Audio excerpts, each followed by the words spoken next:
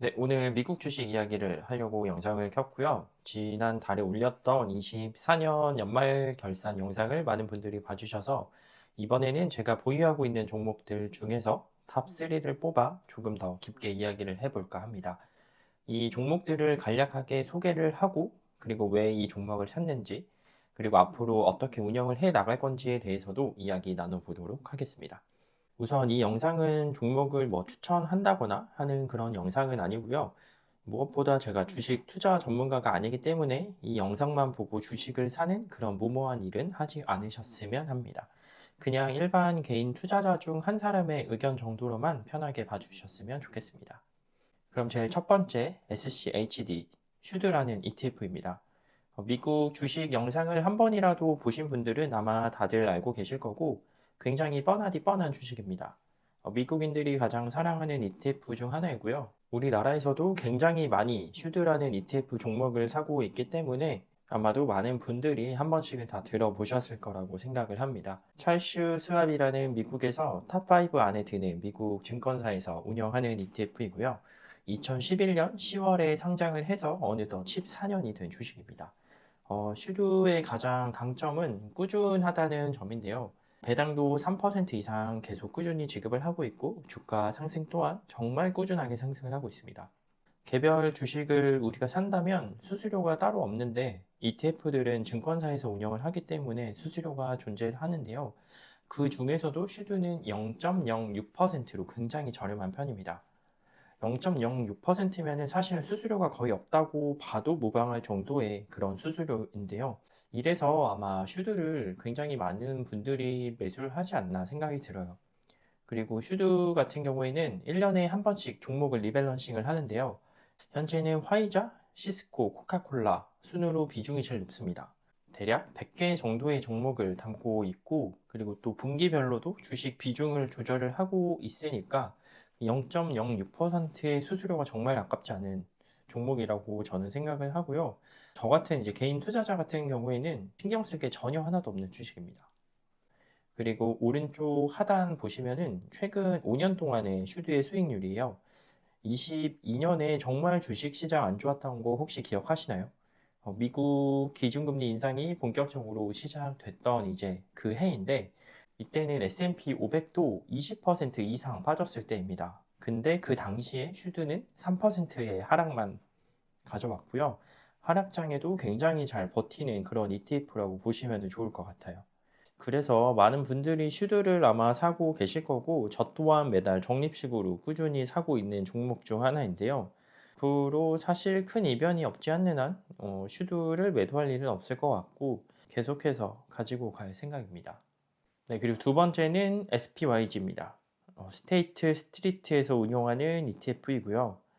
S&P 500 지수를 추종하는 ETF입니다. 스테이트 스트리트는 미국에서 두 번째로 오래된 은행이고요. 올해로 135주년이 되었습니다. 오랜 역사를 가지고 있는 운용사이기 때문에 그만큼 신뢰가 되게 높은 운용사라고 생각을 하고요. 아마 스파이는 많이 들어보셨을 텐데 티커가 SPY거든요. SPYG의 몸통이 스파이라고 보시면 됩니다. SPY의 형제 ETF라고 보시면 되고요. 왜 스파이를 안 사고 SPYG를 샀냐면 우선 스파이의 주가가 굉장히 비쌉니다. 한 주당 600달러가 넘고요. 반면에 SPYG는 현재 90달러이기 때문에 거의 스파이의 6분의 1 가격으로 매수를 할 수 있고 그렇다면 뭐가 다르냐? 사실 다른 게 하나도 없습니다. 주가만 다르고요. 추정하는 지수 S&P 500 동일하고 운영사 또한 같은 운영사입니다. 수수료가 조금 차이가 있는데 SPY는 0.09%, SPYG는 0.04%입니다. S&P 500에 투자를 하고 싶지만 스파이 주가가 너무 비싸서 조금 부담스러우신 분들은 SPYG를 사도 괜찮은 방법인 것 같습니다. 그래서 저도 스파이보다는 SPYG를 꾸준히 모아가고 있고 SPYG의 구성 종목은 보시는 것처럼 뭐 엔비디아, 마소, 애플, 메타 순으로 비중이 높고요. 우리가 다 아는 그런 글로벌 기업들을 담고 있습니다. 성장주 중심의 포트폴리오를 가지고 있는 ETF다라고 보시면 될 것 같고 배당금이 나오긴 하는데요. 1% 미만이기 때문에 거의 없다고 보시면 되고 무엇보다 성장주는 배당보다는 수익률을 목표로 하기 때문에 배당 목적으로 이 주식을 사겠다 하시는 분들은 조금 비추천이고, 미국 주식을 하는 분들이라면 S&P 500은 대부분 디폴트 값으로 들고 가는 거기 때문에 저 또한 이 주식은 매도할 일 없고 앞으로도 계속 가져갈 생각입니다. 그리고 마지막으로 제피인데요. 티커가 JEPI고요. 보통 제피라고 많이 부르는 ETF입니다. JP 모건에서 운영하는 ETF이고 가장 큰 특징은 월 배당을 주는 ETF입니다.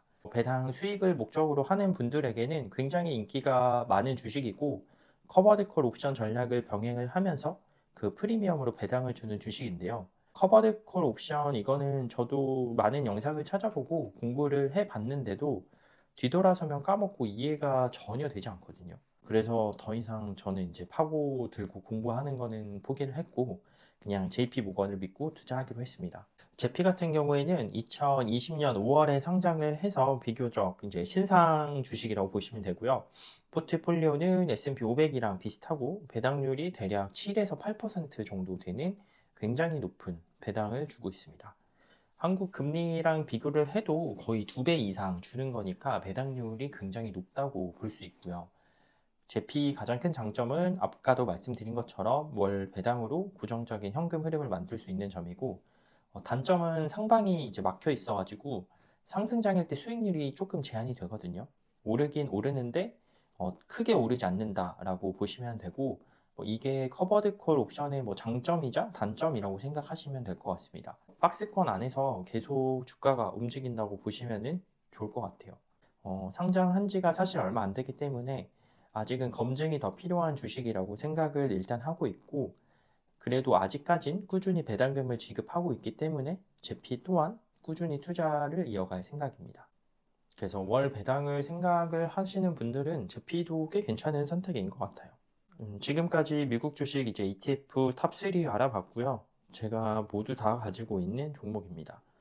저 또한 이 종목들의 비중이 가장 높고, 물론 개별 기업에 투자를 하는 게 높은 수익률을 또 볼 수도 있긴 한데, 저는 이제 개인적으로 안정적으로 포트폴리오를 운영을 하고 싶어서 ETF 비중이 조금 더 높게 있고요. 지금 소개해드린 ETF 말고도 미국 장에는 굉장히 많은 ETF들이 있습니다.